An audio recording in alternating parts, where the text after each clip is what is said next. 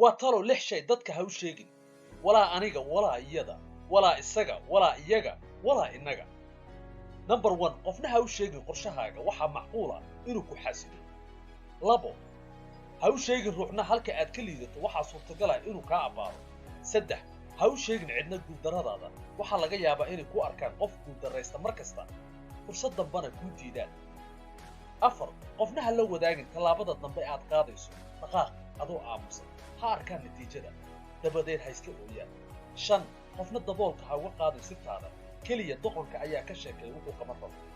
6 qofna ha u sheegin dhaqaalahaaga ama ilaha dhaqaalaha aad ka hesho uga dhig la yaab